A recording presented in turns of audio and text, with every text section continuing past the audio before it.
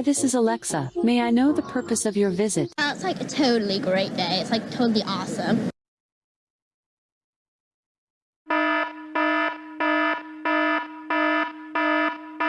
I do not know them. I do not know the way to your world.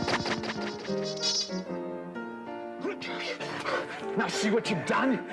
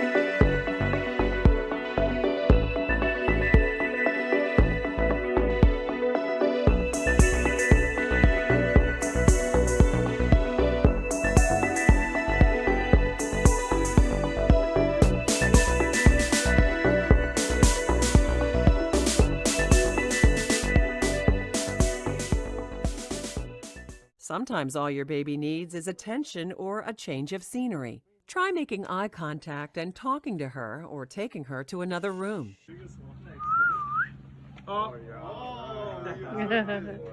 Now you saw that, Sash.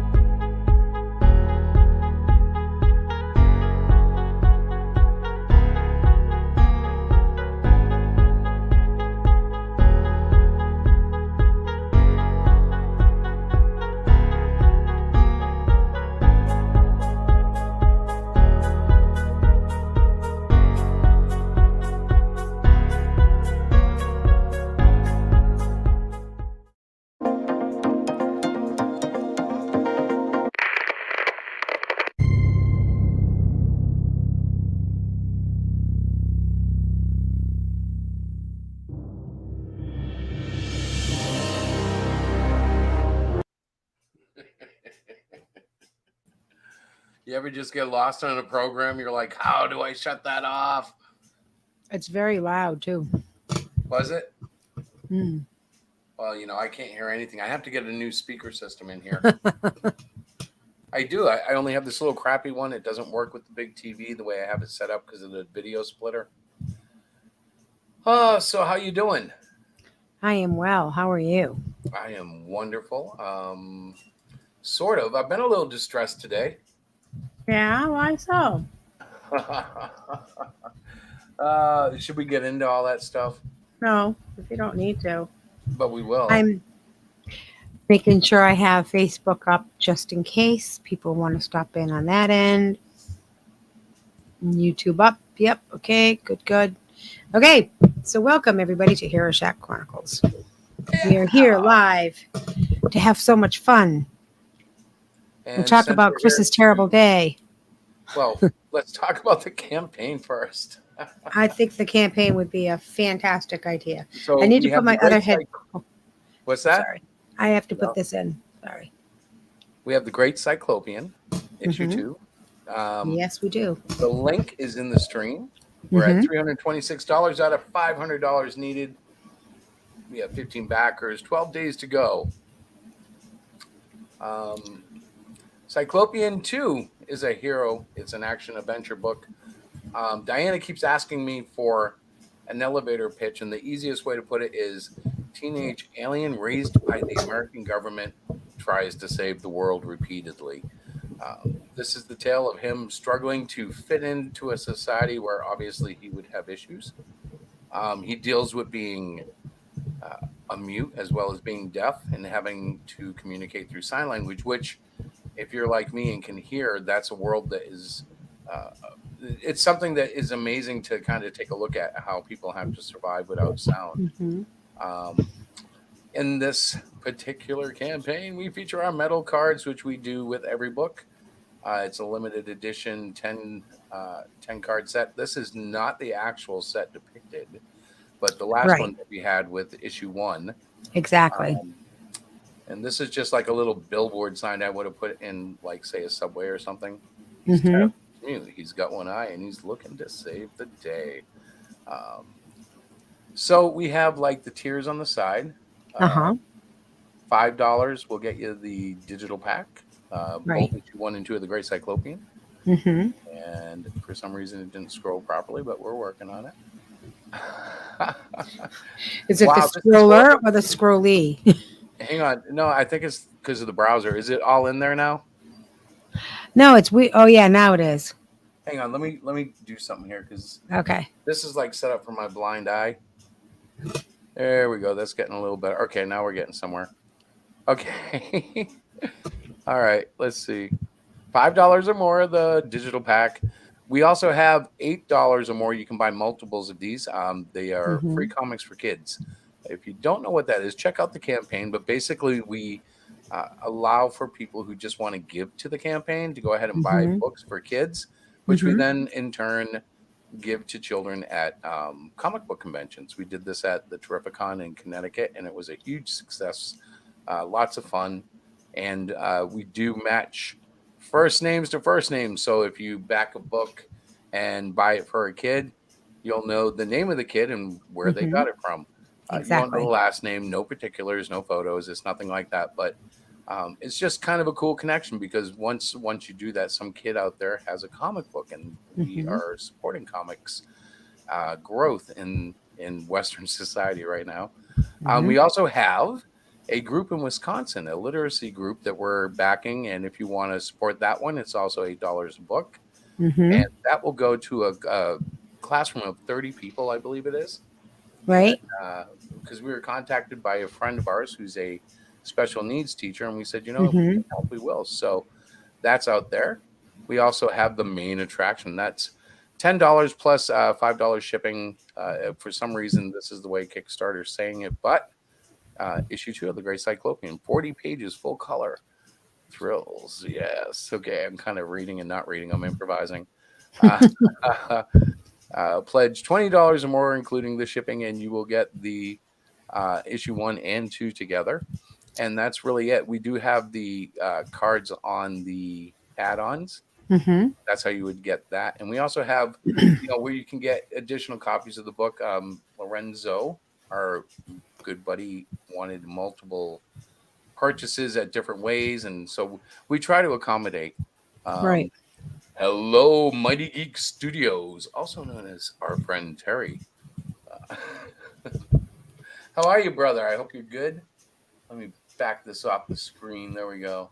There you go. So yeah, just to highlight why I was feeling a little weird today. Okay, I woke up, and I'll leave names out for now, and we'll see how the conversation goes. But I woke up, and one of my friends, who I really respect, basically tried to kick another one of my friends in the teeth.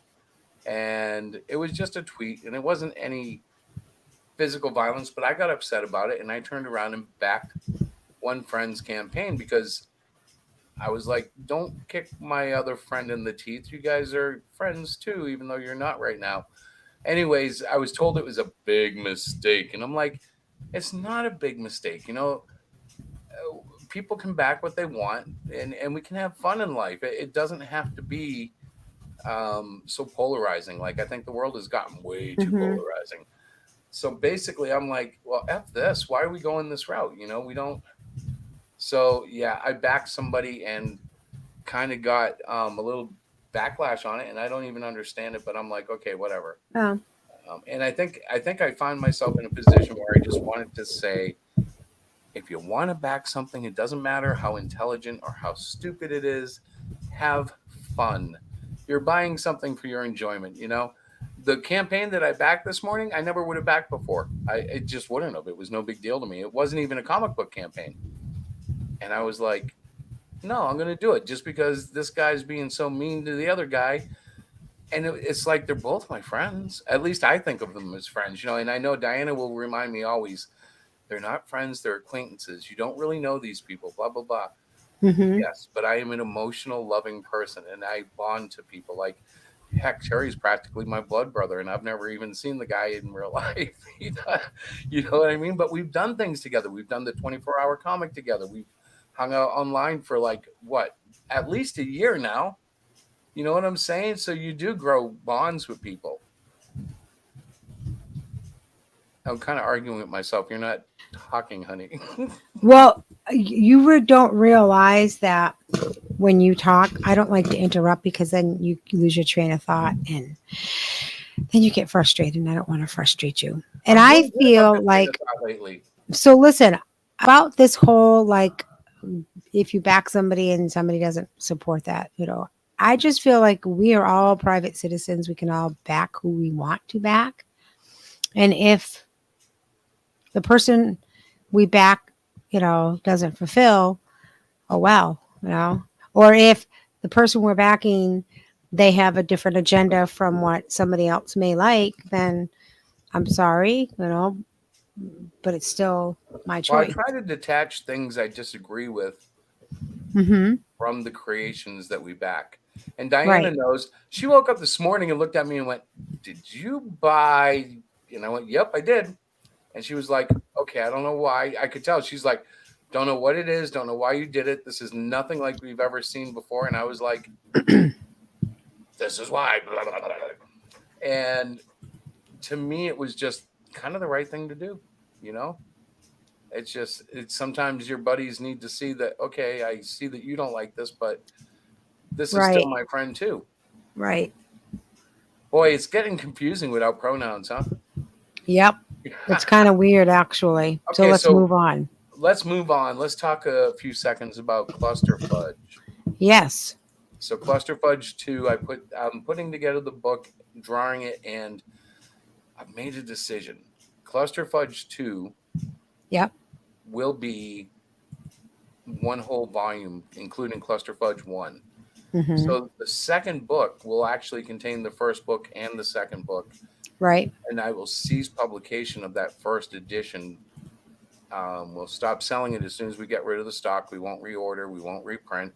Mm-hmm. Mostly because I don't want to let that dark story out without the climb out of the pit. I think that was important and lesson learned. So I want to put it out there correctly. Mm-hmm. But I'm not changing anything in the first half of the book. And I say half, however, I'm already at like the same size as Cluster Fudge 1 and still have another 40 pages to go. This a man can write. Huge. And Diana's reading it thoroughly, and it's really crazy. I have only one request. If you like my work, tell me. If not, tell me why not.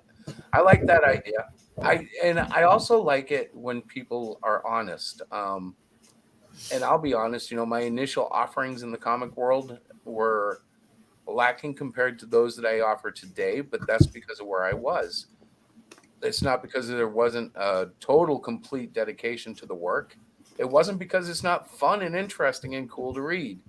But it is what it is, and I enjoyed it. A lot of my friends enjoyed it. And I'm going to keep doing it. And I do keep doing it. And every issue gets better. And I hope that never ends. I assume that I will plateau someday, as every artist seems to in the comic book industry. Right. But I've just been so blessed mostly because I have a wife who says, all right, if you want to sit there and draw for 16 hours, that's fine. Just have dinner with me at 5. which my wife does every weekend.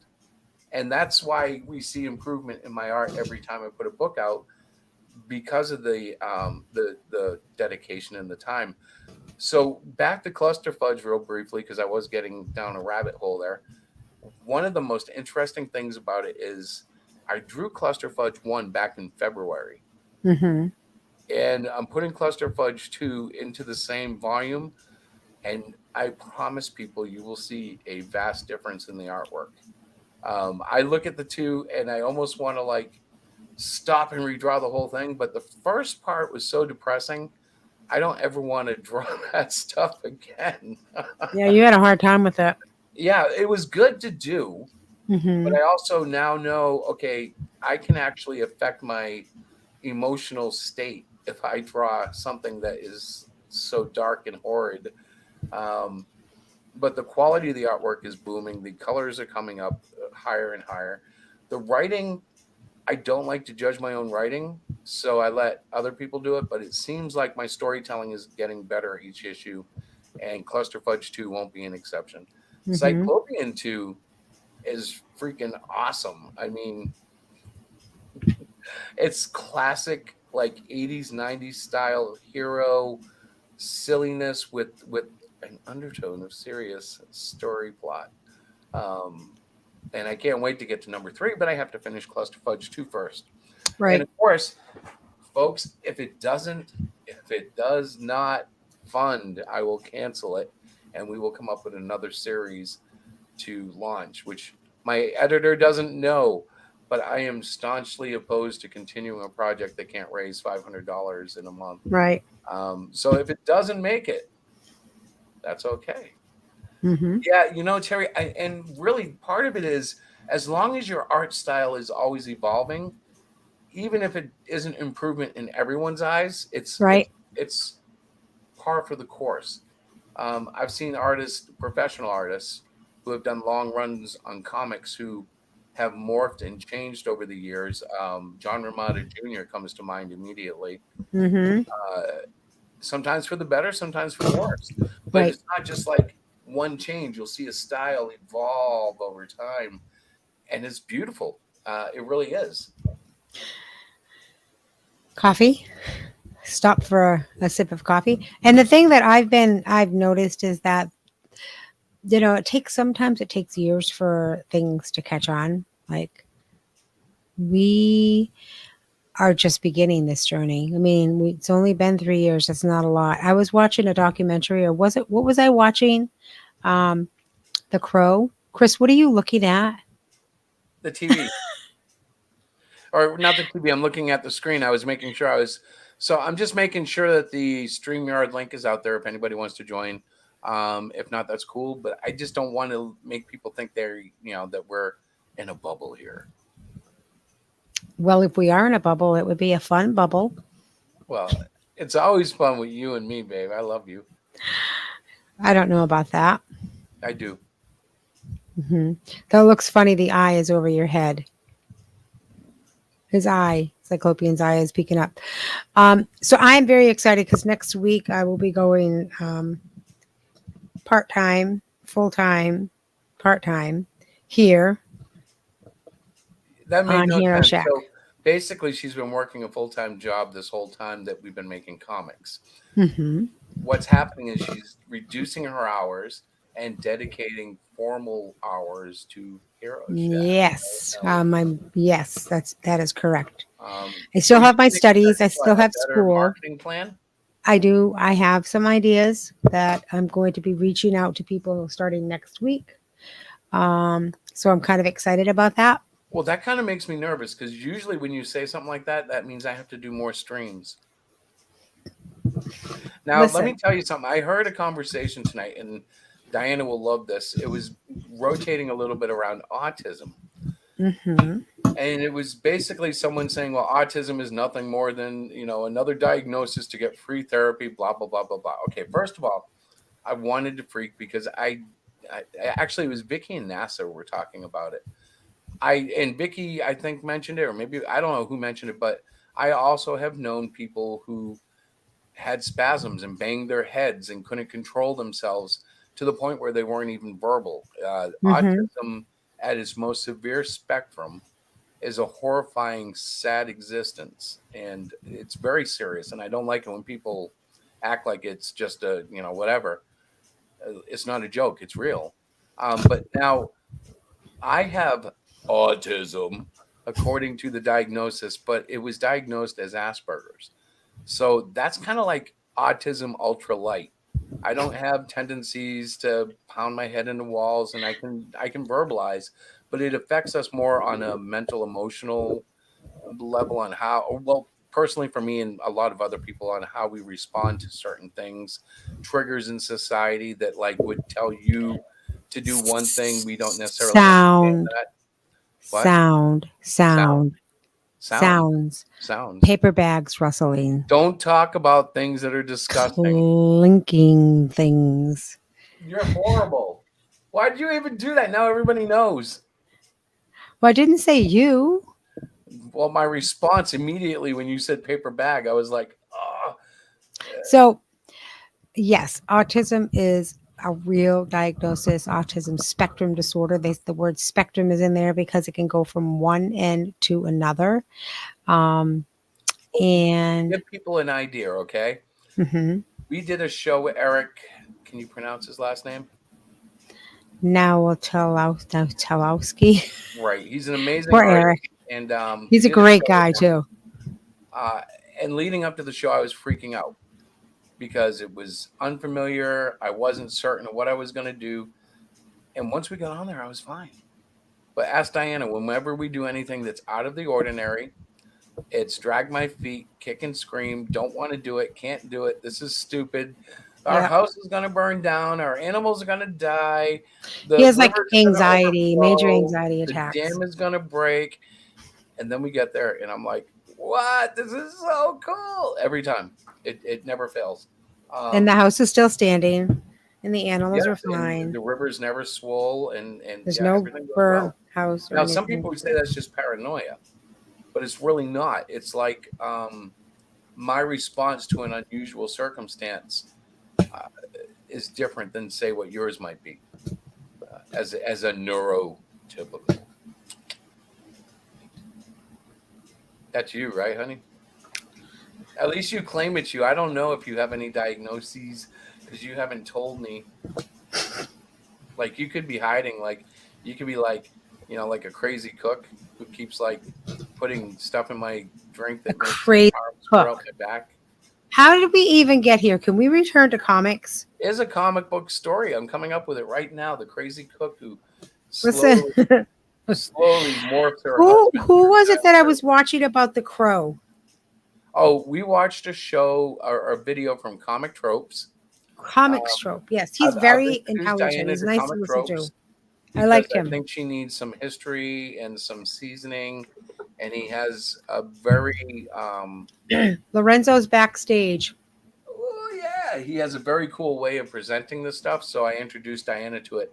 Good evening, Lorenzo. You are now. Hi, Lorenzo. Howdy.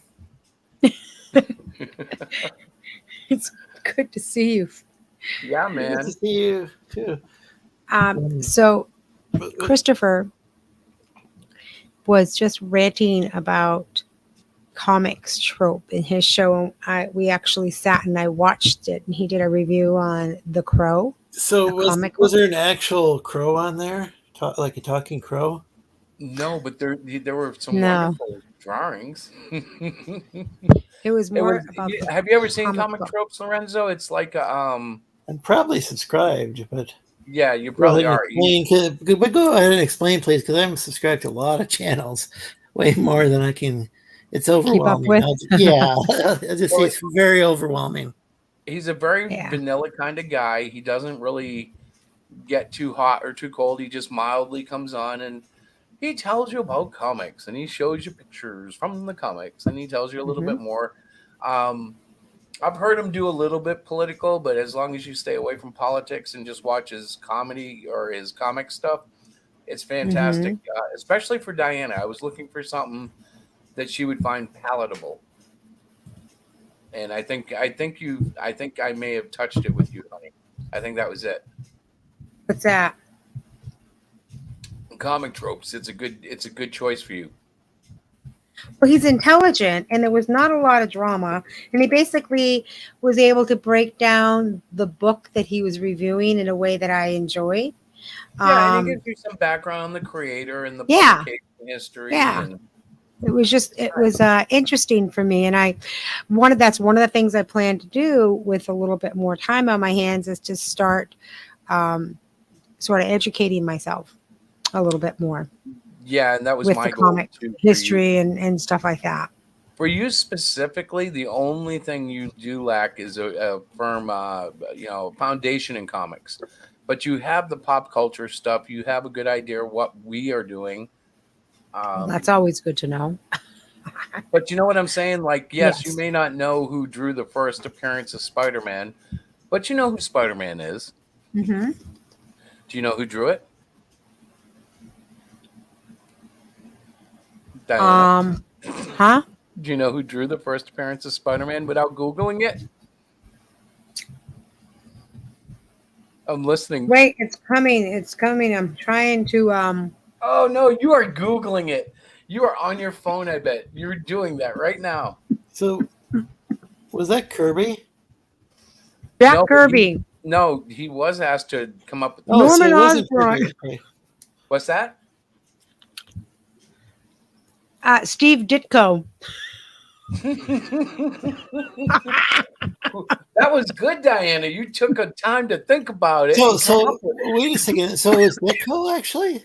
Yeah, Ditko was the Really? artist that drew Spider-Man. Excuse me. Jack Joking. Kirby, from what I remember, he was asked to draw a costume supposedly, but it looked more like Captain America with webbing or something.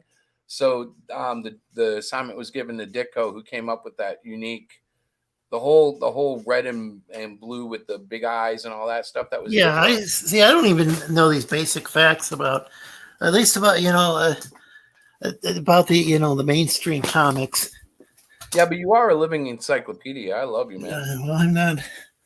Are you okay? You sound like you might have a cold. I don't know. I've been feeling kind of odd today. Even odder than normal, but no, health wise, Right. feeling well. That's why I've been not going on as many streams lately. Well, you're thoroughly missed. You Yeah, know that, right? I miss streaming. Yeah, it's kind of.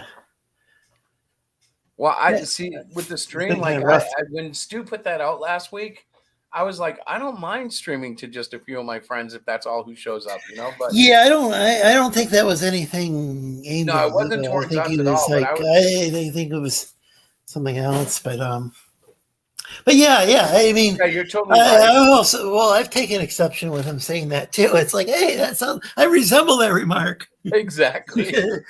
But I think thing he about was it talking is- about something else. But I used it as a point of reflection, and like I just love sitting here for an hour or two chatting. We do it twice a week, but it's it's still it's a neat way to reach out and talk to people. yeah, it's so for me, it's never been about like. So even though I had like, this was my 200th subscriptions thing, which is not theme, but stream, and it's like, but I wasn't like I was,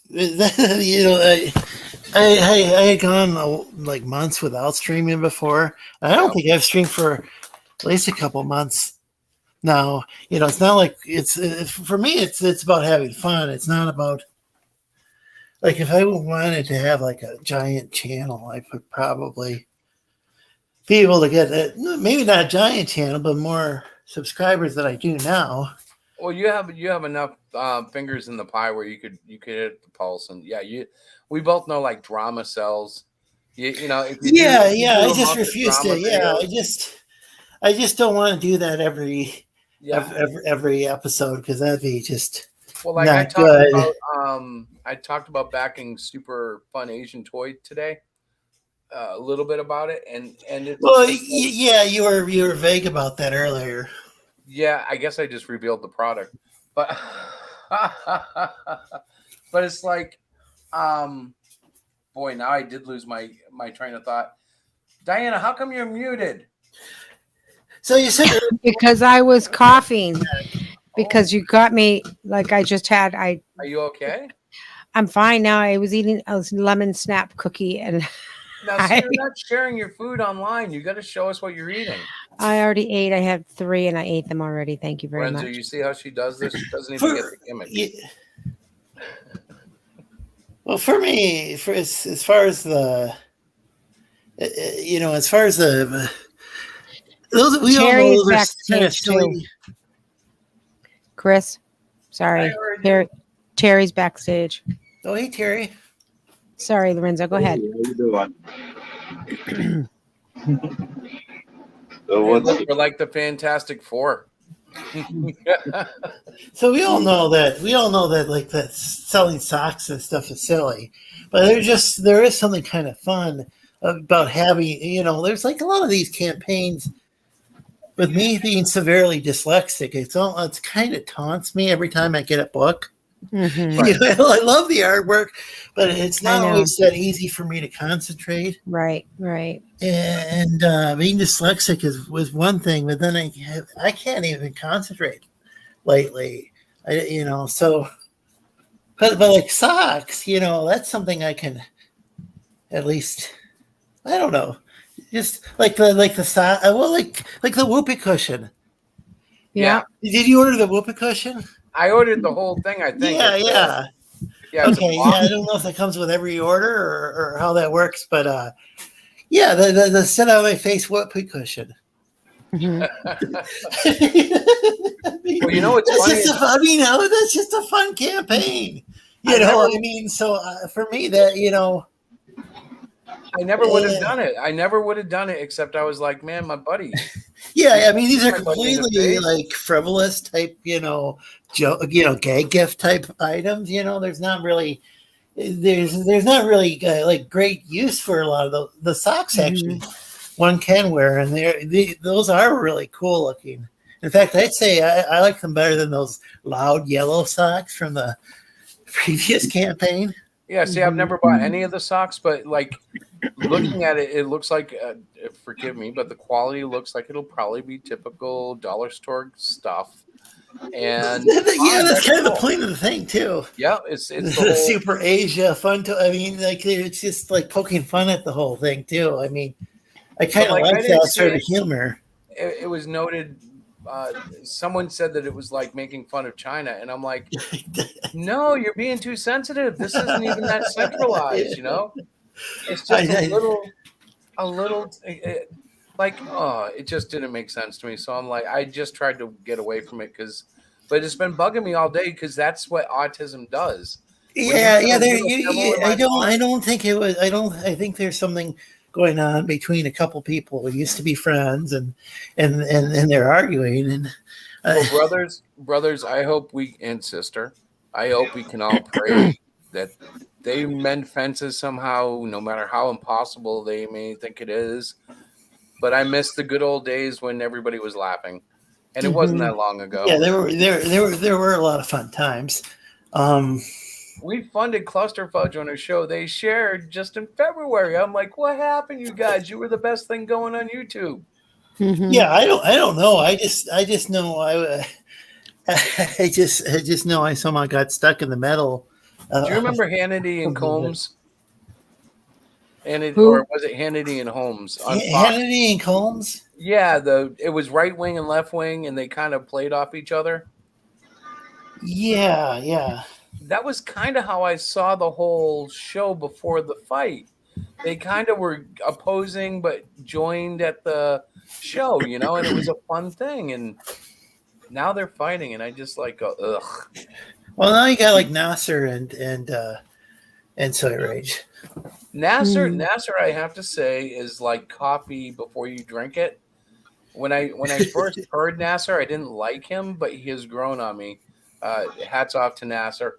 Well, I think they got a good like good act down between the two of the like the sort of banter they that when they're together, I mean but like there he does was seem to doing be a lot of something- focus, like on say like certain other creators and kind of making fun of, you know, and I'm, you know, there's just so much of that it's kind of I feel kind of like we're kind of oversaturated with that, you know, like, you know, a certain Australian gentleman who's orange and wears a Well, now suit see, and tie, you know, it's like, you know, for me, I get kind of tired hearing about that stuff. But I do think Soy Rage and Nasser are like great, like kind of the way that they work out, you know, with Soy Rage with his like kind of yeah, they have a gimmick. They have a it's almost like watching a professional wrestling skit because they do their parts, and Nasser for his part really plays off like, oh come on, how'd you get in my stream? Who gave you the yeah, ring? he's like the straight guy in more ways than one because you know Soy Rage is a like a kind of a flamboyantly gay character. Yeah, but the funny thing about Soy Rage is I really thought there was a Kevin. And I didn't mean his wife. I mean, I thought there was a Kevin, and I'm like trying to be sensitive to him when I first encountered him. Well, yeah, I did meet Kevin in real life. Yeah. But yeah, quite. No, I wouldn't really expect that person to be named Kevin. Yeah, it was an odd name to be sure, but it was part of the, you know, like that's part of the show. And I will say that, you know, the show. The parts that some people are playing out there is fun. I enjoy it. Yeah. To give a little mention to somebody, I freaking love the cactus. I love the cactus. Oh yeah. Yeah, I haven't seen him. I don't know if he's been drawing at all lately, but he's had some very positive things. Of he's like He's pretty much all, huh? Guys, I'll be right back. Pretty much every day he's talking about how much he appreciates his friends and well, he's caught me, you know, like sometimes you just like you're pissed off at the world and you're looking for something to punch and you look down at your Twitter because it's on your phone and there's his message and it says, I love you all. Yeah. And I go, oh man, I love you too, man. And it just starts, you know. It's interesting. It's an interesting contrast from like his oh, go ahead. I think that was Terry. Take that. Yeah. Gary Shipman, one of the other comic artists on YouTube. Gary's an amazing talent. He just launched a Kickstarter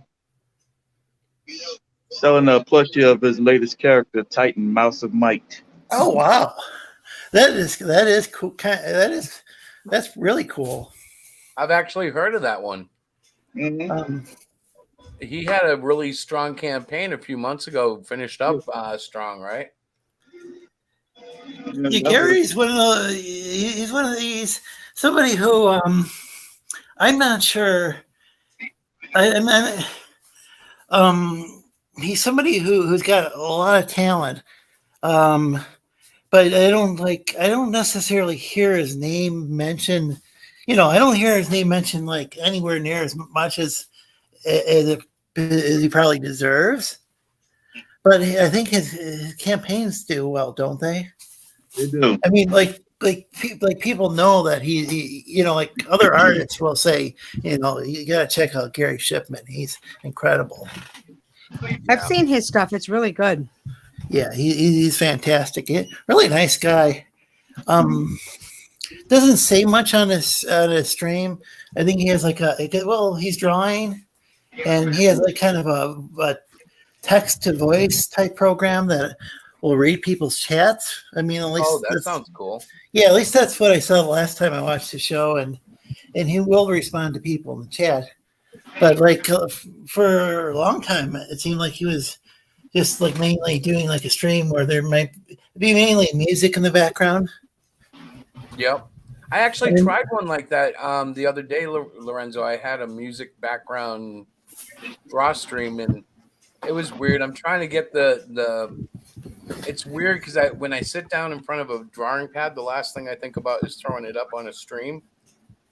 So I kind of forget, like, it's weird. I was sitting here before the show and I could have streamed like 2 hours of drawing if I really wanted to. And I just forgot that I could have been streaming. You know what I mean? Does that make sense? Like, I just get it's so natural of a transition. I come home from work, I sit down at the table, I crack the pad out, I start coloring or drawing, getting in flex, and then about by the time Diana gets home, I'm about ready for a masterpiece. So she'll feed me dinner, and I just either sit at the table or come in the office, and the magic happens. But it's like, how do you remember? Stop. Wait, I got to get on a stream, and then like and then deal with like entertained.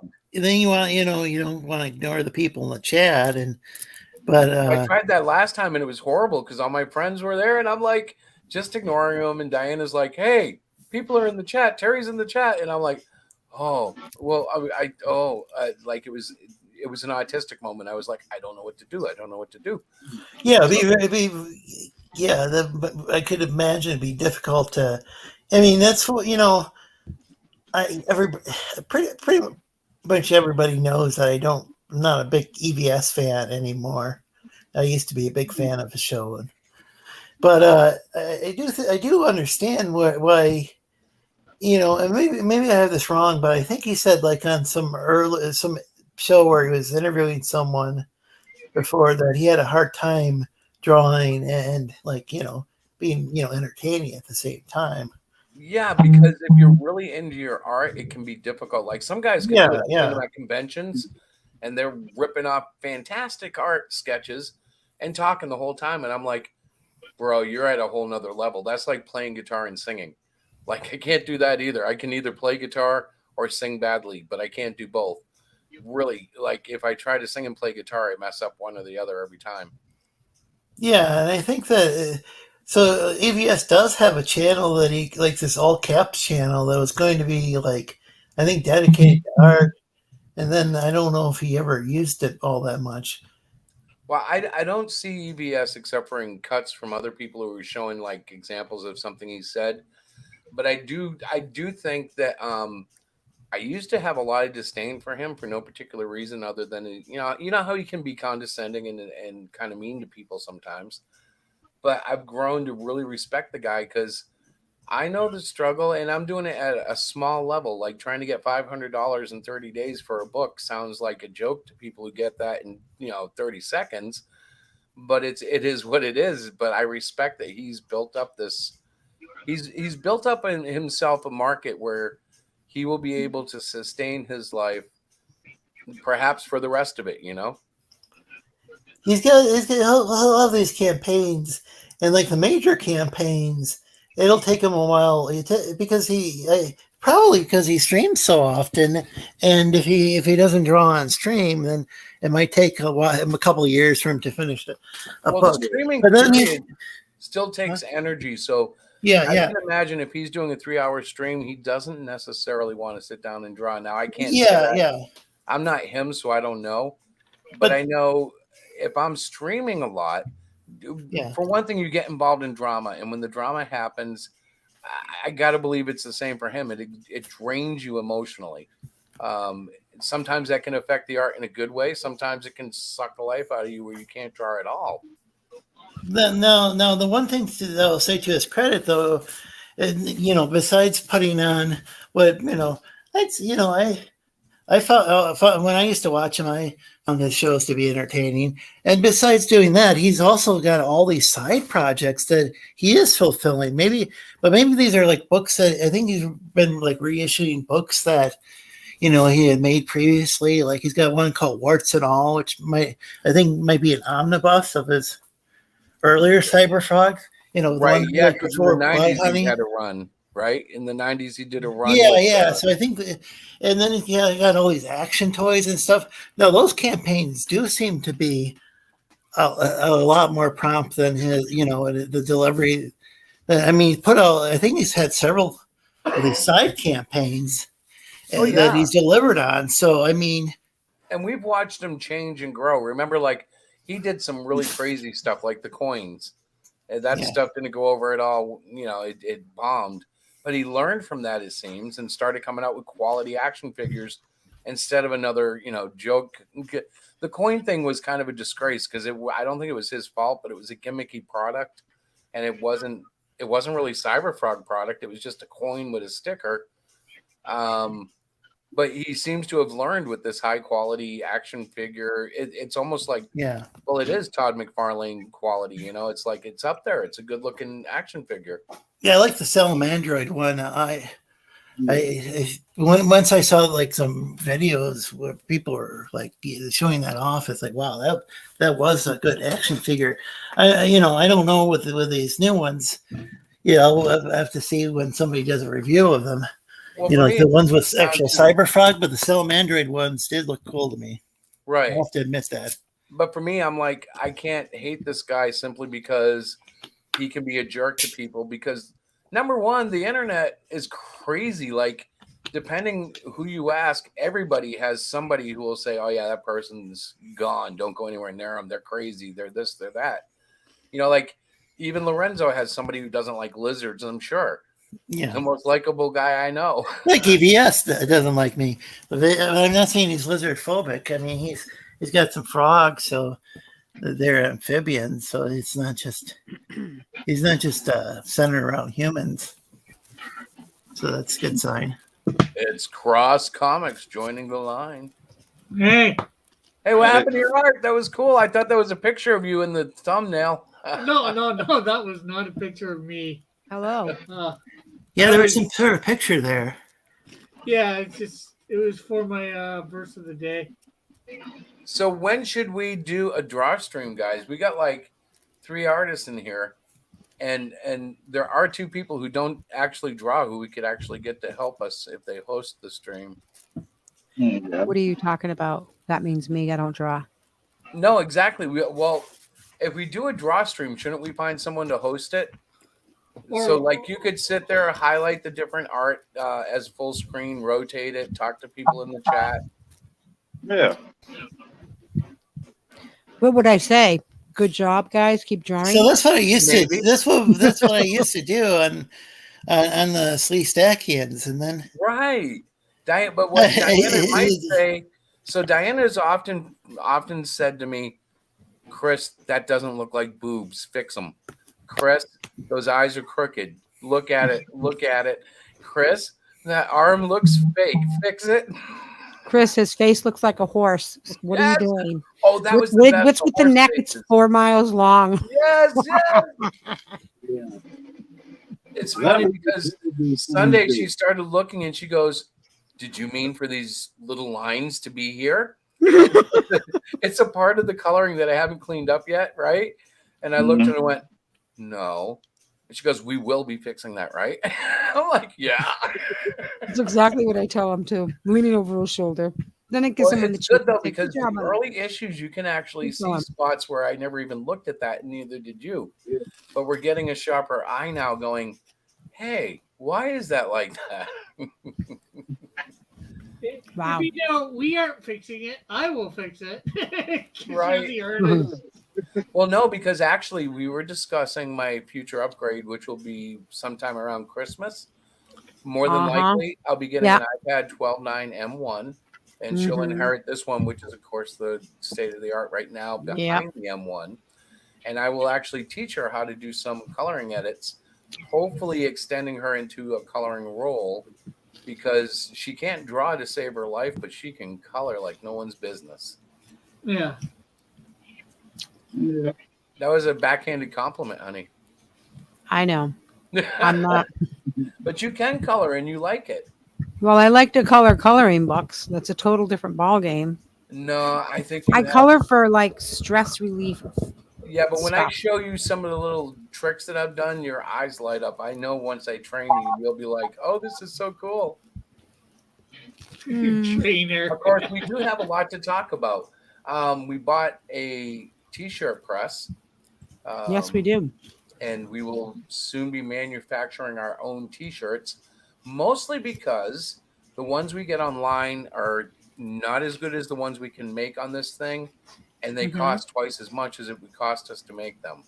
So we put some upfront money, not a lot, but we got a press, and we're going to do some beginner T-shirts. Which, hey, if anybody backs tonight, by the way, we'll spin the wheel. If they don't, that's okay. But listen, guys, we only got 12 days left. I got to advertise, right, honey? Mm-hmm.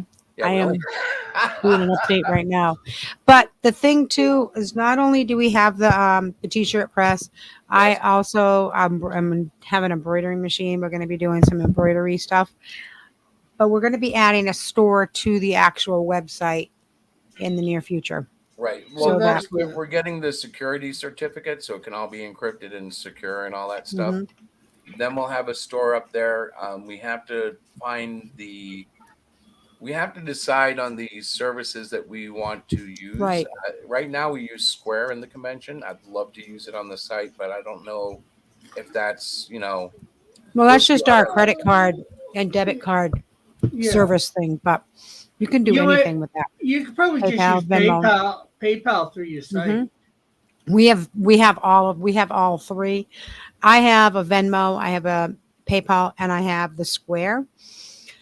If people don't want to use the Square, we haven't had that happen because it's just a little machine and it's you guys know what a Square is, right? Yeah. They get a that's another percentage of the service with sales. the machine. Yeah, but that machine, like, we're gonna get the upgrade. I can't wait. But that machine is pretty cool. Isn't a square kind of rectangle? What's that? Isn't a square kind of rectangle?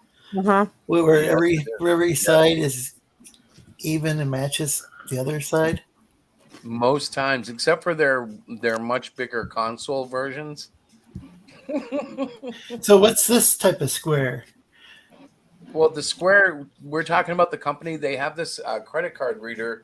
They started as a credit card reader that you plugged into your smartphone, and you could take credit purchases right there on your phone. So it was great for yard sales, conventions. Okay.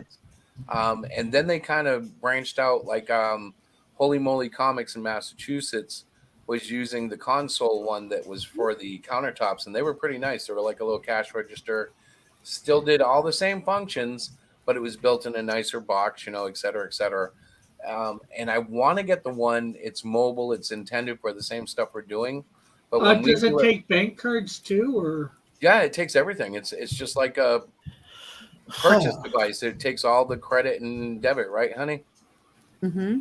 Now, do they have any online version, like kind of like PayPal, or do you just use PayPal online? I think they do, which is why I'm kind of reserving on where we have to sit down and talk about it. Because I'm afraid their rate might be too high. Like, PayPal may make financial sense to use that. Right. But for the card and a show, that's invaluable. Right.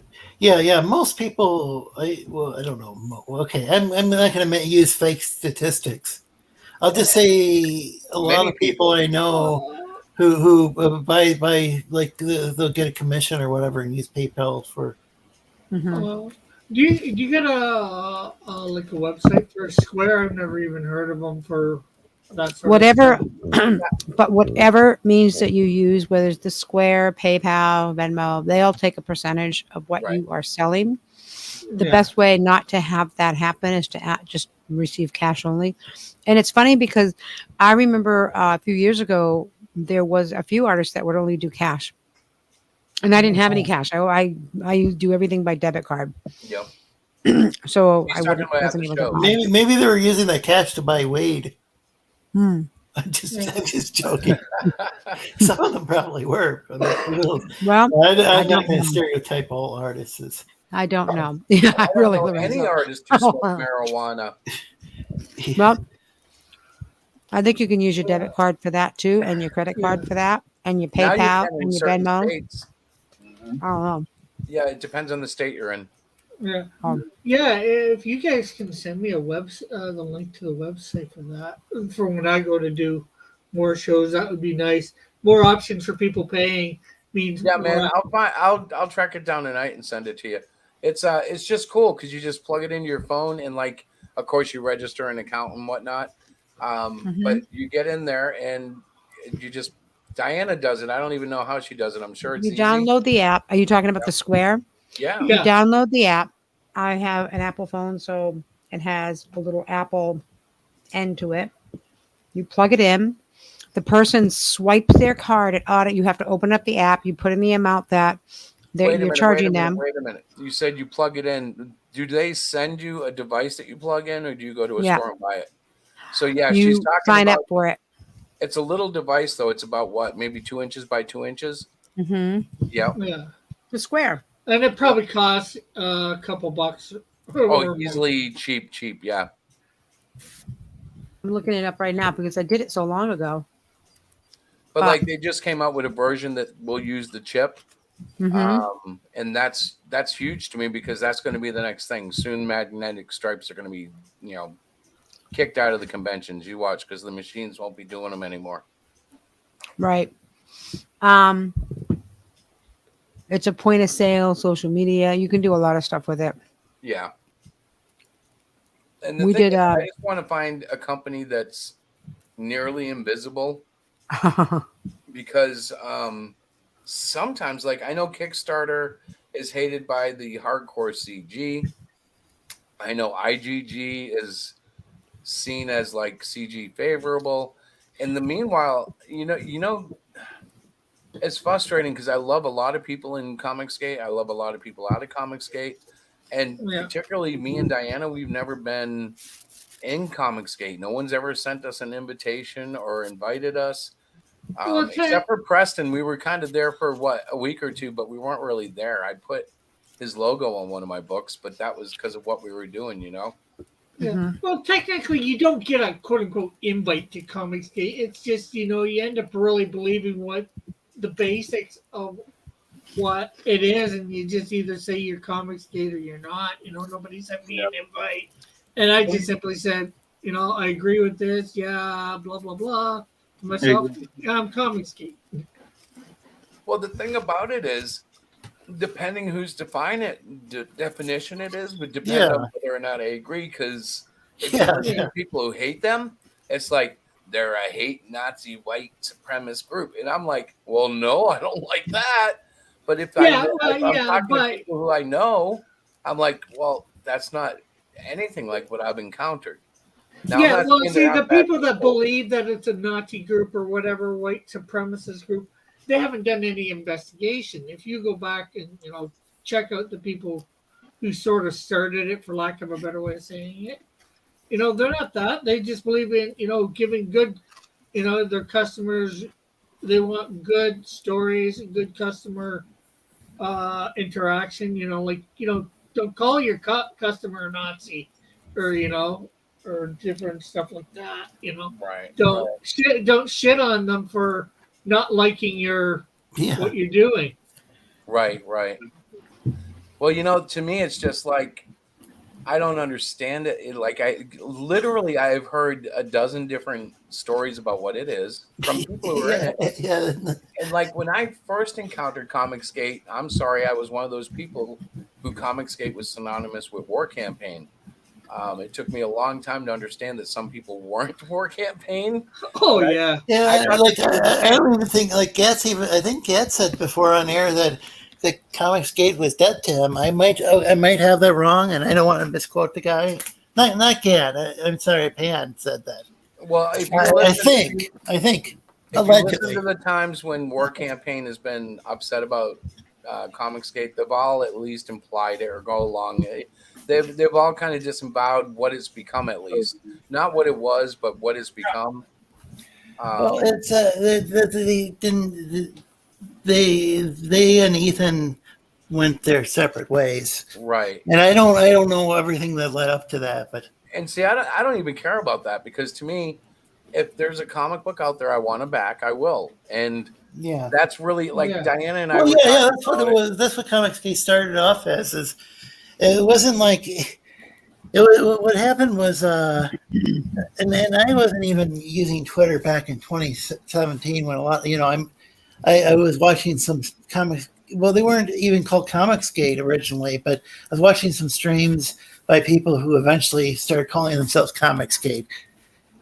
I think maybe in late 2017 is when they started using the term. But originally, that was like an insult that people would use.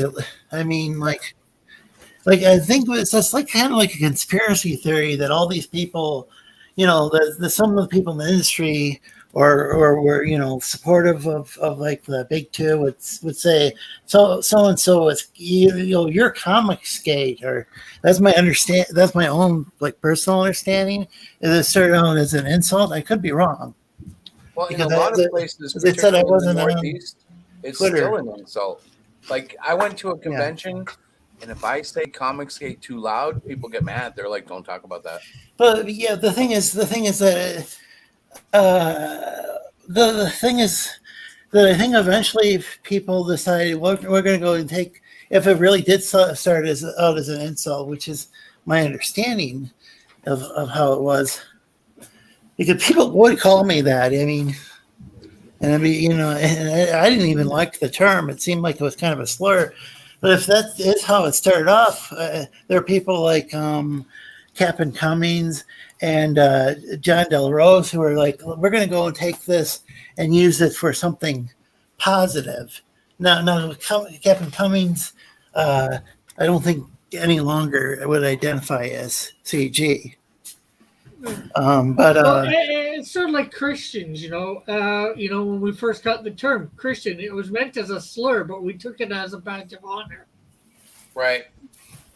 The thing is, though, when the people started redefining the term, it did seem to be like something that, at least my understanding of it was like it was supposed to be about, say, people now, customers now wanting to like be beaten over the head with like some sort of like politics, in how a story is written, and they want good customer service.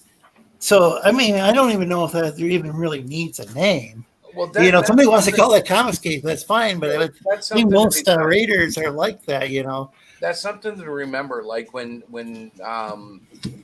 politics really started hitting the big comics and people started giving a little bit of a pushback saying, what is this? We don't like it. Yeah. They were told, go away. You don't like it? That's fine.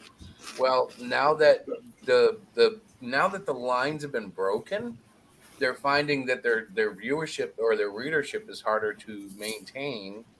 And really, you got to think comic books attract a very unique fan of pop culture, and it's not this big MCU crowd that we have right now. And that's what's happening. The comic crowd has left because they forgot how to have all the fun and how to do the cool stuff like the manga's doing. Yeah, it's like you don't want to necessarily like pick up maybe somebody does want to pick up the Communist Manifesto. That's good for them. But don't call it a comic book, Right, but and I'm being hyperbolic. A lot of these people I don't think are particularly communistic. In fact, I'd say it's like these like a lot of this is like really it's corporatism. It's these corporations. And then they're kind of virtue signaling about, look how woke we are, I mean. Well, I have a confession to make. When I was in my 20s, I was definitely all American, but I was always like, maybe communism would be cool. I always thought the way that the current generation thinks, like if communism wins, we all get to do whatever we want, so long as we're helping other people. And I had this utopia vision of communism, and then as I started to study what happens in communistic countries, I went, no, I'm happy. Make mine red, white, and blue. And those countries, of course, will say, well, we're not communist yet, because communism is like the utopian thing. So, but we're socialist. We're in the socialist stage, and then there's the democratic socialists and social democrats who get all upset about that. Socialist to me is the same thing as saying like English and British. I'm like, yeah, okay, that's the same thing. Okay, you're not fooling me. Socialist to me is just like a communist with a better press suit.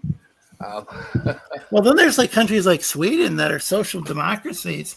Yeah, and they're Sweden's actually quite heavily privatized. I heard it's even, some people say it's even more capitalistic than the U.S. Well, like their social programs are run by like private companies.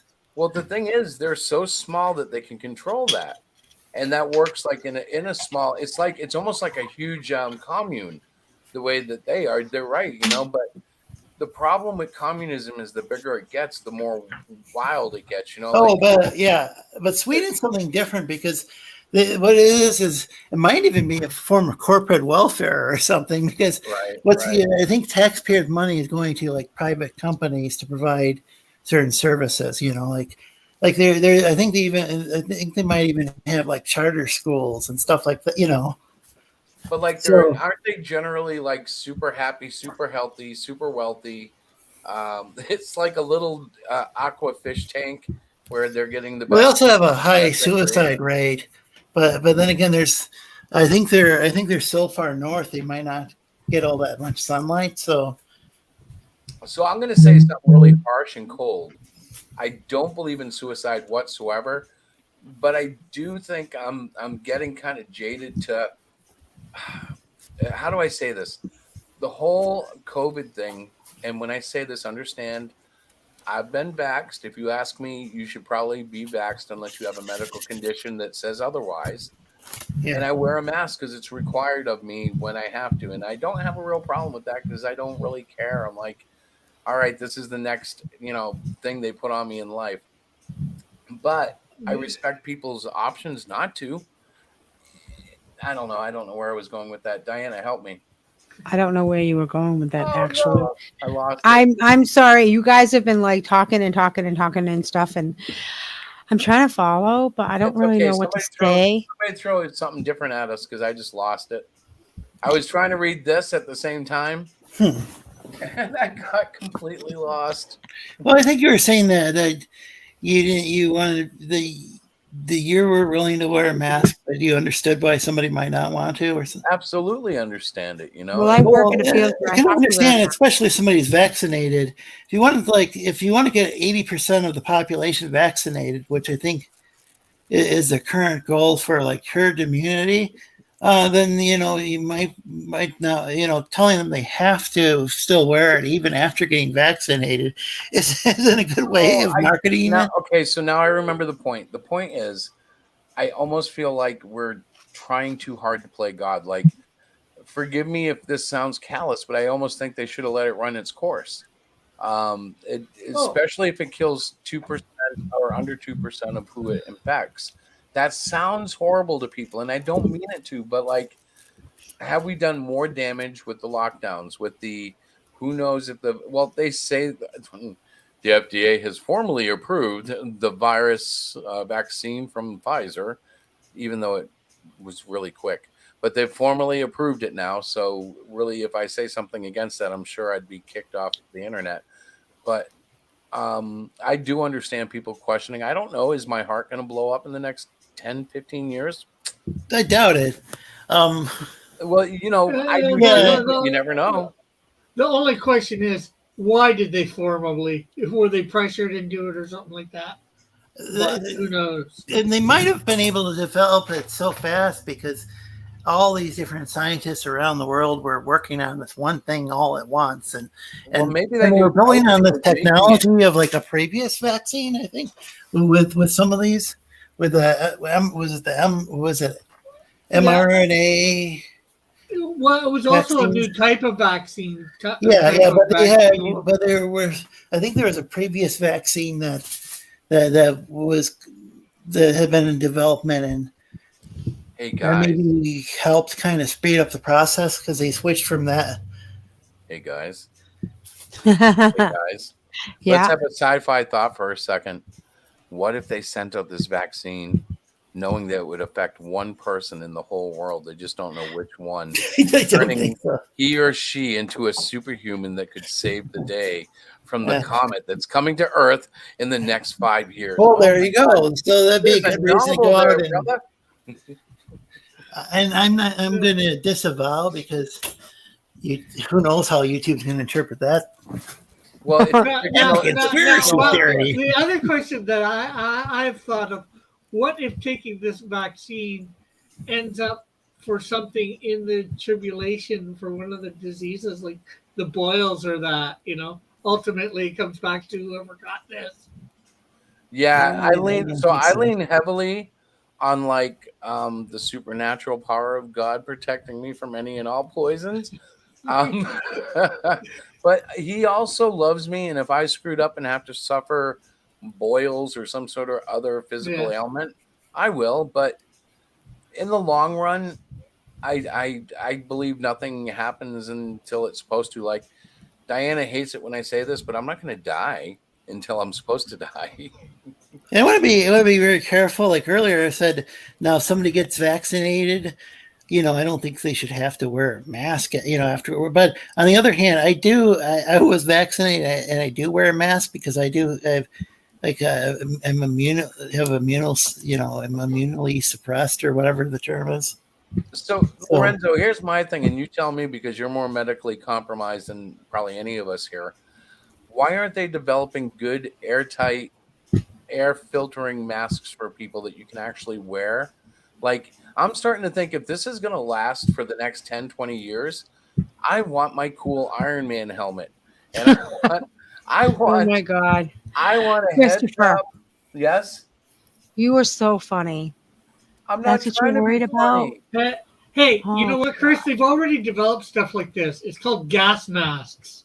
Well, yeah, but I want something fashionable, brother. Yeah, I wanted to change my voice so I sound like Darth Vader. see, Lorenzo's got it. You can sell that as like a component. Yeah, Darth Vader. Oh my mask. gosh, you guys Downloadable are killing me. voices. Yes, Darth Vader could be one, but like you could also do like, SpongeBob. Oh, that's crazy. Hey, you know what would be crazy? You get an Everybody LED would screen know. on your faceplate. Yes. Oh, If you guys are crazy, One's in the I chat, don't want by the any way. of that. I want the masks to go away. I want to go back to like not having to worry about all that stuff. And that's not going to happen. Maybe not in my lifetime, but I don't know. But so do I, Diana. I don't want no more masks. Yeah, I'm good. I don't think we need them. Yeah. What is it? Not if you're under 70, 90, you have a 99%, get better, Mhm. and then it's like over that, and then it's like 99.5, and then if you have other things wrong with you, it bumps it up a lot. Right. Yeah, like Chris, what are you doing? Unfortunately. That's not an official mask, Christopher. We can't use those, but that is very funny. But that would be so cool. How could we do that? That's an iPad. Oh, I would love to do that at work. It's an app. You can download it. It's called Crazy Face. Well, that's Crazy a big Face? I gotta get improvement. that. No, sorry, Chris. Nothing personal, but and pull a voice and let Crazy Face do the rest. yeah, that's not better than looking at humans.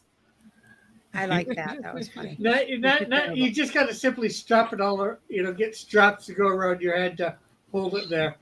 I'll put it in front of my gas mask. There you go.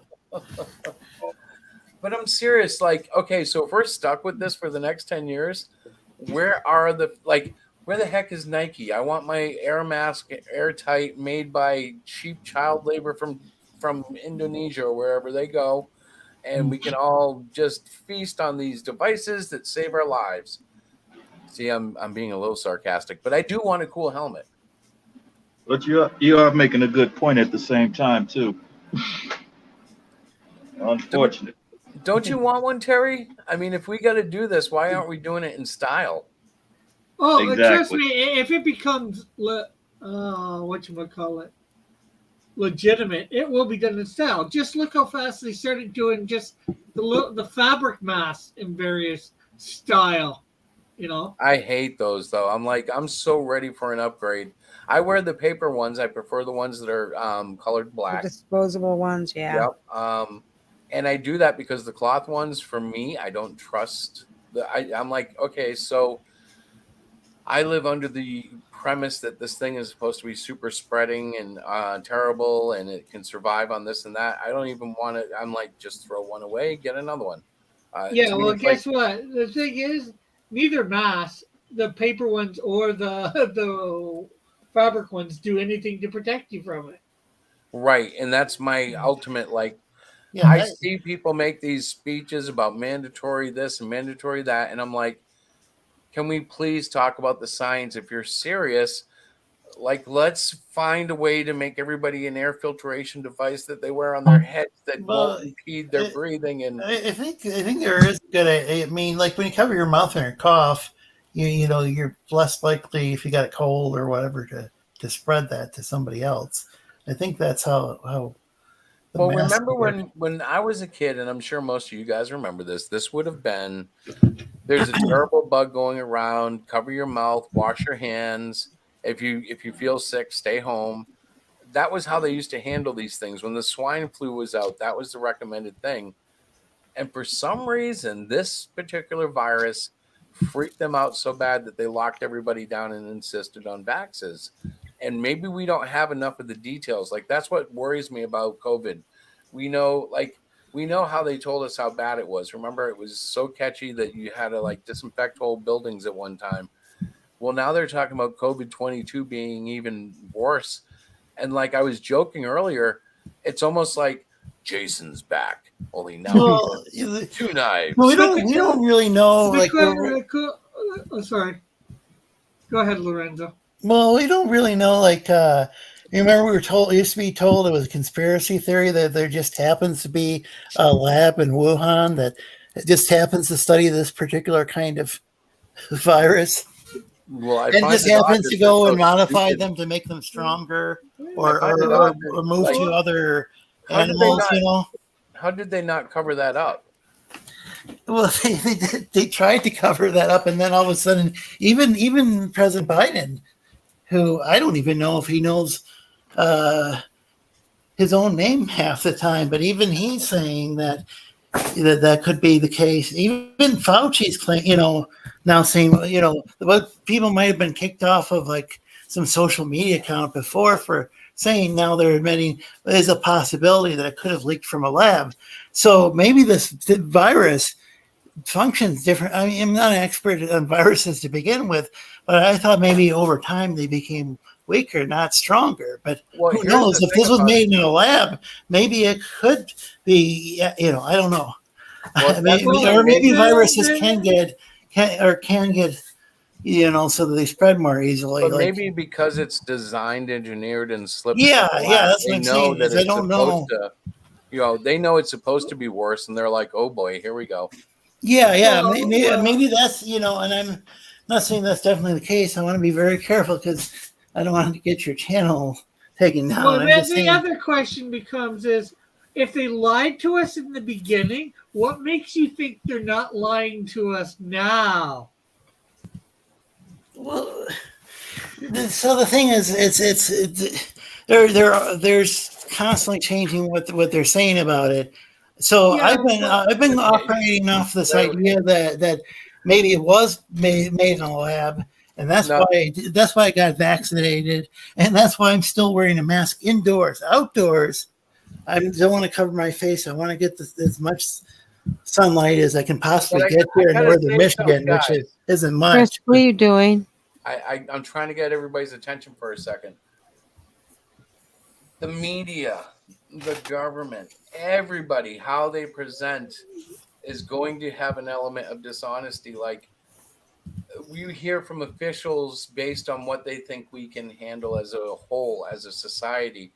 And I think that is like something that's throughout the whole government. Like the Yeah. little releases about UFO information, the whole like the way they cover COVID, and they're so laser focused on one approach to it. Yeah, they're always kind of got a deceptive side. For instance, they don't really want to highlight any of the possible side effects, even if they're minute, in potential. But they want to like make it sound like the vaccination will keep you 100% protected when we know that it doesn't. Yeah, I've actually seen some news clips where they do on the I'll just say NBC or CBS or ABC, even talking about potential side effects. So I know they want to downplay it, but like they have talked about, okay, so when certain people were like, I think some women were having heart attacks or something, and then one of the viruses one of the vaccines they suspended it for a while. Yeah, You hear I about don't that? follow all of it. All I can tell you is that I got Pfizer, and I I'm think always concerned, but so far I think I'm okay. I've had COVID too, so I don't know if like what effects I might have of what. I just live with it, and it's so far so good. you haven't grown any antlers yet, so that's a good sign. Well, there was the problem. Should I tell him about the problem, honey? I don't know what problem you're going to say, so no. Good answer, Diana. We have many. Which one are you going to sit and blurt out on air, and then we can't take it No, I back? was gonna So. try to like make some sort of fake body morph up, but no, I'm gonna Yeah. stop. It sounds weirder as I think about it. Yeah, I can, so I can see people saying, these are newer vaccines, you know, and so I can definitely understand that being a concern. In my situation, though, with my health, I just it's like it was worth the risk for me. I mean, to get the vaccine, because if I got the virus, I could, I I could end up in some with it affecting me a lot worse than. For you, the way you see it is you're doomed if you do, and you're doomed if you don't. Well, it was like the potential the benefits greatly outweigh the potential side effects. Is what I decided with the Pfizer vaccine in my own particular situation. Mm-hmm.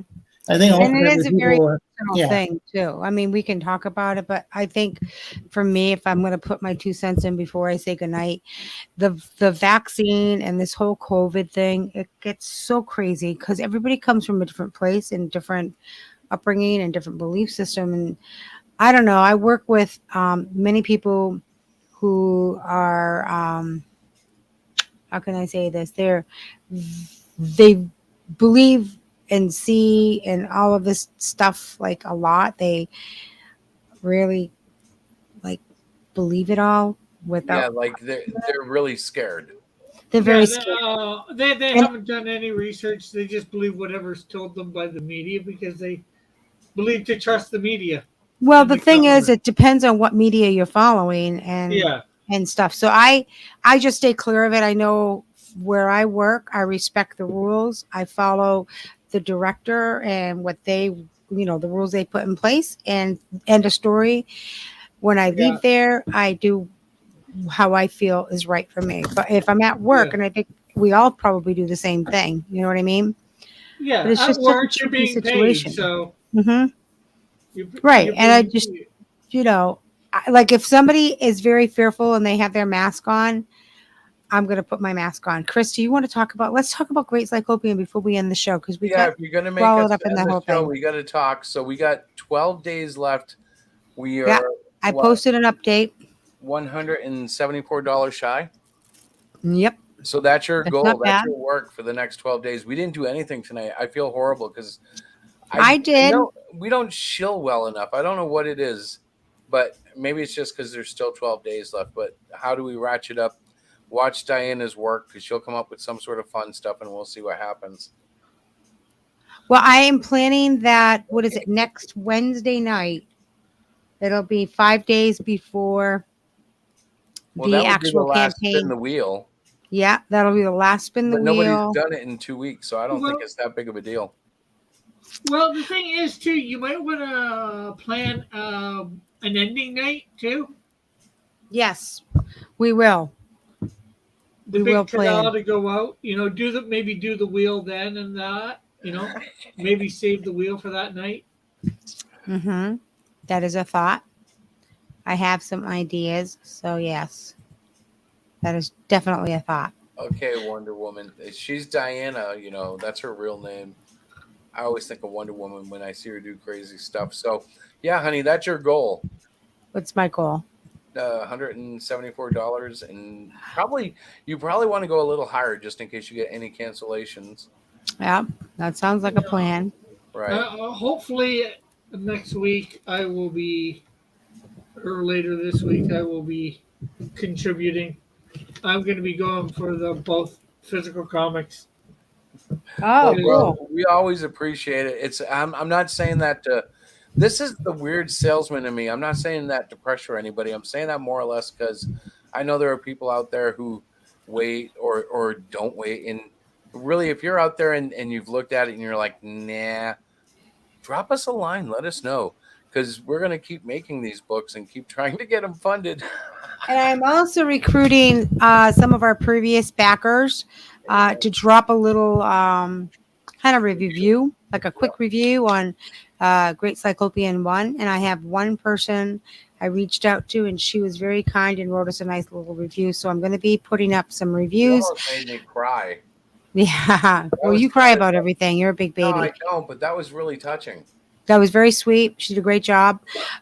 So I am looking to put those up on Amazon, and as well as our web page too. So, I was wondering, did you have a 2-book perk with or option with?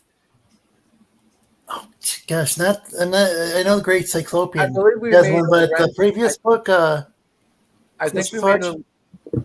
made a Lorenzo tier, but if you have other requests, we can always work out another because tier. I was wondering because I'm not sure if I bought 1 or 2 books. I'm kind of disorganized around here. I think for $20 US, you can get issue 1 and 2.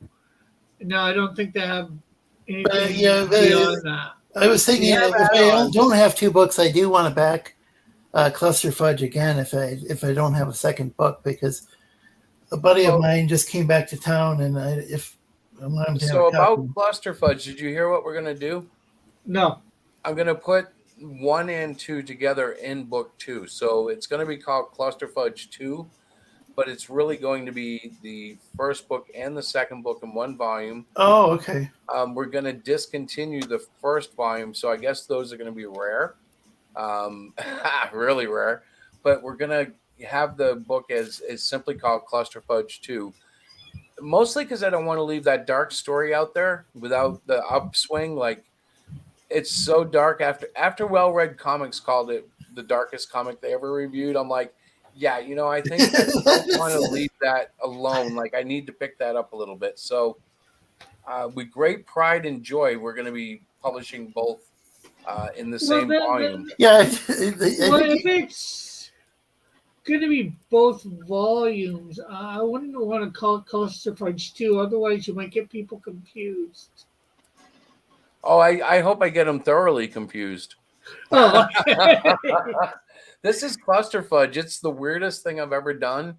And I hope that it can kind of stand in the background in the shadows of my past with great little nuggets of life, Yeah, but you probably should say, well, this is volume 1 and volume 2. So. Oh, I have the whole thing laid out. Yeah, there's Okay. a distinct separation, and I actually explain why I'm doing it in the book. So people know, like it's, this first part, and then this second part is the new part. Yeah, Diana's read a little bit of the new layout. The new one is good. Yeah. Well, the other one wasn't bad either. It was just very dark. No, what I mean is you've read the two. Well, you haven't read them, but you've seen them assembled now together. Yeah, I gotta read number 1 Yes. and do my review. I'm gonna do that. I think I will. Cluster Fudge 1 goes as dark as I could take it from my own lens. Other people have been darker. Other people have been more gruesome, more sexual, more everything. But for me, this was dark. And it's funny because I think it might have been Lorenzo who said it, but I couldn't even say cluster F word. I had to say Cluster Fudge. Like, it's kind of because I typically do all age books. I don't typically do dark horror books. So I didn't know how dark it was till I had 4 guys going, yeah, this stuff is crazy dark. It's not good. It's dark. Speaking of Christopher, I still need some artwork for our pre-launch page. Oh, have you checked the folders? We'll talk because I've filled up the folders for you, honey. Oh, awesome. All right. I did not know that. Okay.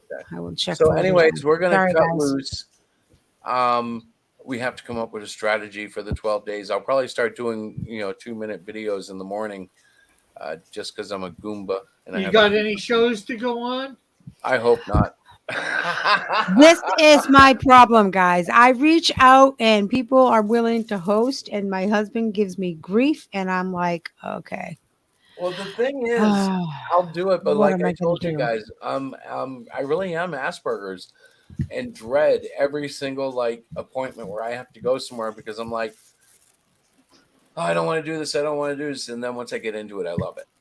It Yeah, never but it's Oh, I remember when I joined the stream. It had to do with one of the reasons I joined is you were talking about how we were somebody in some. It wasn't so. It was when Vicky and Nasser were talking. Somebody in the chat had said something about how it's now just called autism spectrum. And I don't think we understood why. We didn't understand why the change was made. He seems to think that the term had been watered down. But it's my understanding that, well, I remember there were people on the spectrum who were actually, I think, lobbying for that. And I think one of the problems was like doctors have a hard time, might have had a hard time, like saying, well, this person's got autism, or this person's got Asperger's, or this person's got PDD, not otherwise specified, or whatever that's called. Or I might not even have that. Right. No, So that was I might close. not even have the right, It's called. that. Wait a second, Lorenzo. PDD is called pervasive developmental delay, not Yeah. otherwise specified. In Yeah, other and so words, it's PDD. they can't really say that it's Yes. autism. It could be autism, but it could be something else. And then there's Rett syndrome, which I think is I think maybe might be a genetic condition that they can actually test. I don't know, but it's, I think what they decided is that, and I don't know about the last thing I mentioned, but some of these things, like whether it's like Connor's, classical autism or Asperger's, which Hans Asperger was actually studying the condition at the same time as this Connor guy, or Canner or whatever.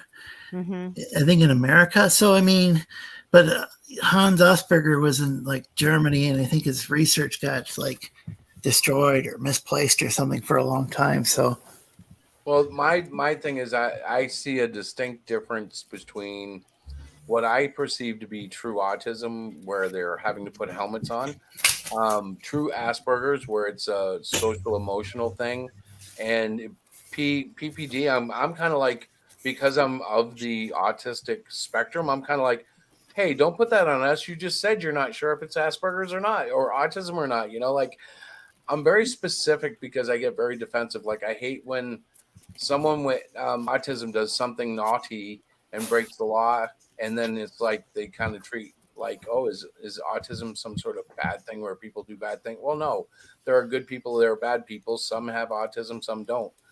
It's really that simple. Autism, at least on the Aspie spectrum where I came from, where they diagnosed me, is really more like, can the guy necessarily handle complex social situations without shutting down or without having to walk away, or does he act appropriately? Like forever I was famous for smiling and giggling when trouble arose. You know what I'm saying? Like I'd be the guy who, if I went to the principal's office, I'd be giggling the whole time. He could be yelling. yeah. It was just that was my Asperger's. Yeah. That was your response to a very stressful situation. Right. And honestly, when we go on to the talk shows, Chris gets extremely giggly and so talkative, so out of control. I have to like say, stop now. Yeah, she does.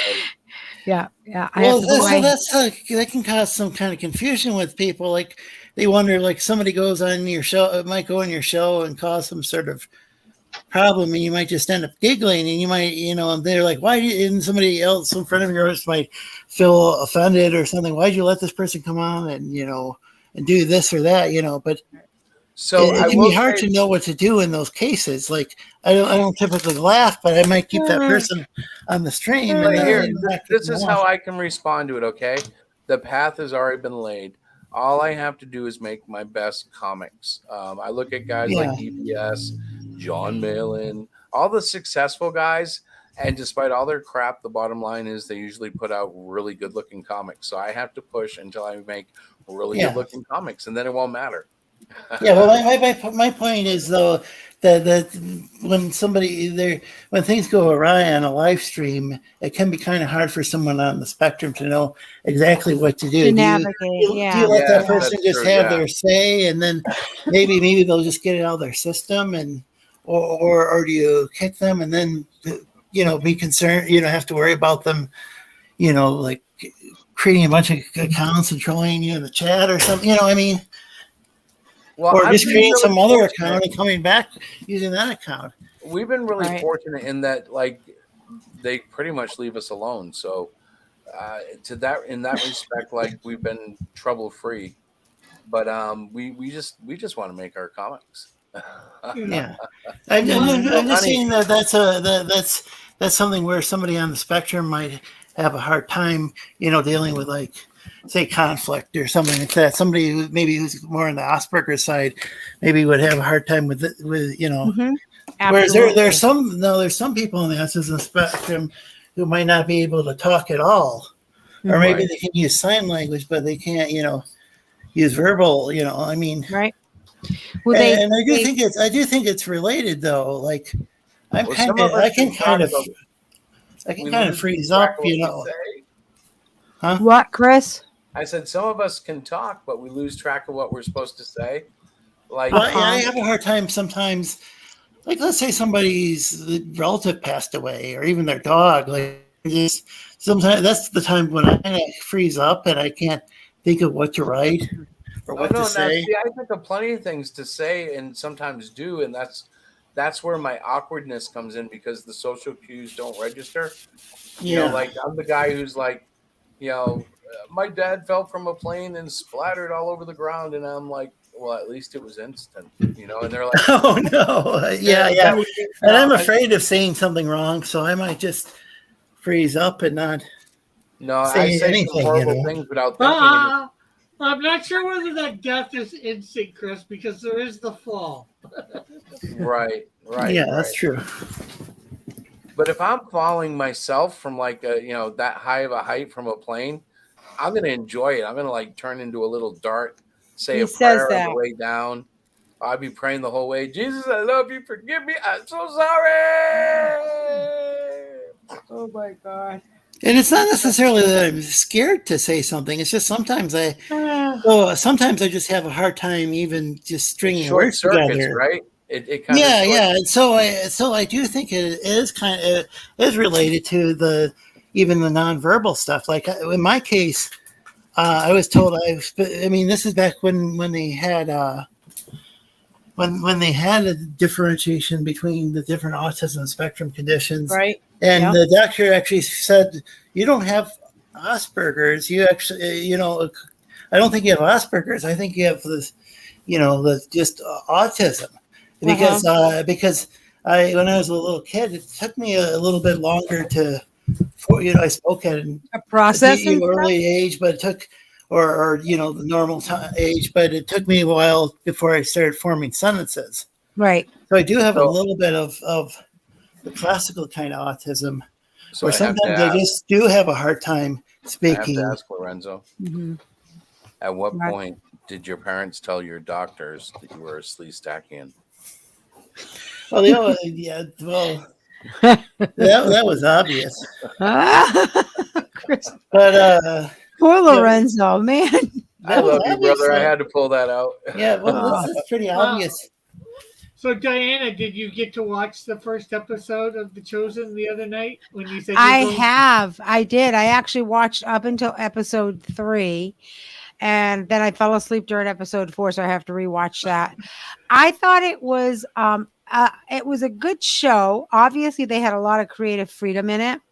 And I'm thankful that I know the scriptures, but the overall message is still Jesus loves and all that. But I liked it. I'm enjoying it. Chris didn't watch it. It's just not his kind of thing. He's very particular about No, what he watches I'm these gonna days. watch it. I just haven't. You were doing it on your iPad, so I just pretty much. I literally took my iPad to bed and started watching it, but I fall asleep. I have my earbuds in, so I'm like, oh my god. Does You anyone probably else have you a probably hard like time you probably- focusing on like TV shows and stuff because I don't have the attention span to I don't. But focus. Chris only will watch what he wants to watch. He doesn't Well, no, really. when I draw, I specifically put on stuff that doesn't really distract me.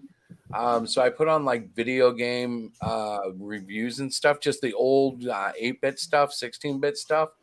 And because I know all those games by heart, it almost is like drawing in an arcade that nobody's in attendance, and I can zone out and draw all sorts of stuff. It's wicked cool. Do you ever play Miner 2049er? Not yet, but I or Bounty Bob. What? I bet were they arcade games? No, Bounty Bob I think was, but Miner 2049er. That was a platform game, but it was on multiple consoles. I played it in the Atari 400, or Atari 800. I think plays the same games, but yeah, I think they had that for maybe like in television or ColecoVision or. You must have really liked the third episode, eh, Diana? I did actually. I thought it was very good. I thought it was cute how the kids were hiding and stuff like that. It was like that's such a kid thing, and the giggling and whatever. So this takes place like in like a couple thousand years ago, roughly. Yeah, biblical times. Yeah. So it's not Jesus hanging out in a malt shop or anything. No, it is definitely biblical times. That's what I thought. I thought you said before that wasn't some contemporary thing. Hi, everybody. Hello. Hi. They say hi back. She can't hear you, but that's okay. Well, we said hi. Yeah. It was. It's like I said. I'm enjoying it. I'm definitely enjoying it. I'm looking forward to getting going and resting and trying to finish. I got to restart episode 4 because I fell asleep last night watching it. Because I'm tired because I get up so early. That's going to change soon. You're so funny. I'm up at 4:00. You're up at like 7. 6:30. I just don't get out of bed till 7. Well, I'm awake till your feet hit the floor. Yeah, of course. I am stuck in a perpetual wake up mode at 4:00. I know. I thought about doing streams at 4, drawing streams, because I get up and all I do is I listen to sports radio and I start drawing. It's really stupid because I don't even like the sports radio guy. I mean, I like the guy, but not his show. It's a national show. I have no interest. So do you watch like local? Do you watch like statewide sports? I watch sports when they're big events usually. I haven't watched in a couple of years, though I will say I'm a little interested by the NFL this year, particularly the Patriots. I live in New England. Oh, okay. Brady's gone. Cam Newton was terrible last year, and he's trying to make a comeback this year, while the rookie Mac Jones is nipping at his heels. It's interesting. But we have the Lions here in Michigan, so so I think you know where that goes. Yeah. So I don't know. For a while, I took it as a little kid. I was interested in the Bears because they had a Refrigerator Perry. Yeah. And they had some pretty. They were pretty successful. Did they end up at the Super Bowl a couple of times back in the 80s? I know for sure in '85 they stomped the Patriots. Oh, wow. They were up against. Wow. Diana's reminding me. Hey, guys.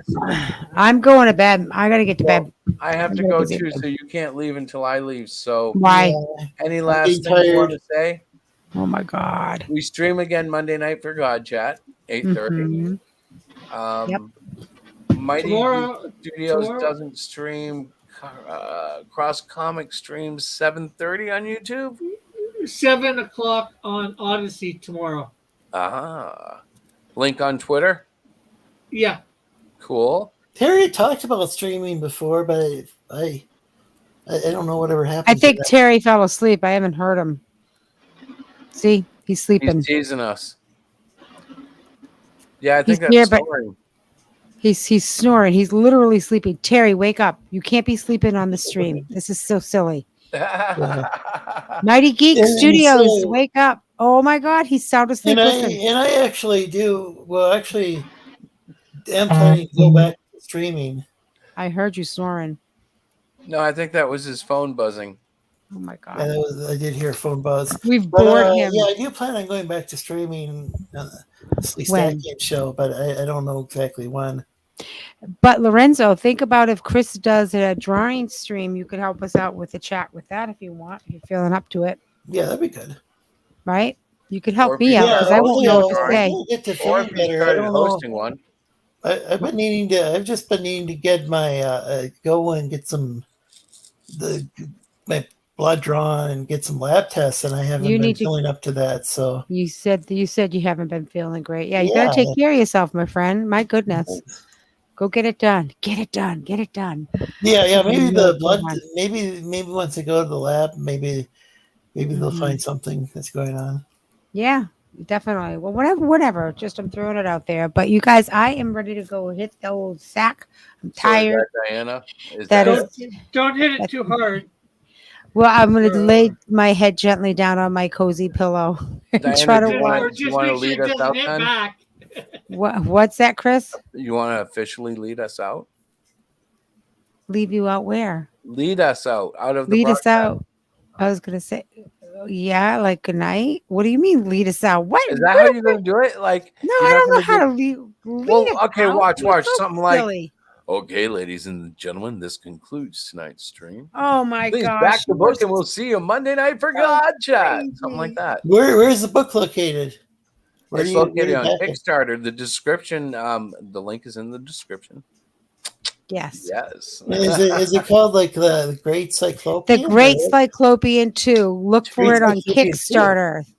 Yes, please look for it on Kickstarter. Link in We the are description. 65% funded. Yeah. We would love to be able to fund this book to get it out to all the backers who have already supported us. I think it's a great book. I think it's an awesome story, and I love Cyclopean. Yeah, a but friend of mine, my friend Matt. I'm not doxing him. He calls himself Mhm. Mr. Matt on the Stackians. He Yeah. really enjoyed what he said. Wasn't just the drawing. It was that Yeah. there was an actual story to it, and he Yeah. said that's something he really appreciates. You know, that it's not always Just the the case art. where you're going to have a good story with every single Exactly. comic book. You know, So one of the things, and I think Terry and Rick know exactly what I'm talking about. When you create a comic from the ground up and you're doing most of the work, if not all of it, it makes it more of a storytelling thing. Like I really enjoy reading and backing books that are 99% done by one guy. Not one specific guy, like obviously like John Byrne, for instance, but like if there's an indie guy out there doing most of the work himself, I like to back that. I like to see what's happening there because there's a unique like director, writer, artist, letterer. The whole thing coming together is a unique thing that I appreciate and kind of play in myself. So it's an amazing thing. But listen, I digress because I forgot we got to go. Okay. All right. Good night, everybody. Good night, everybody. Guys. It We'll was see you awesome tomorrow talking night, again. 7:30 or 7:00 Odyssey. Chris, Cross Comics, check it out.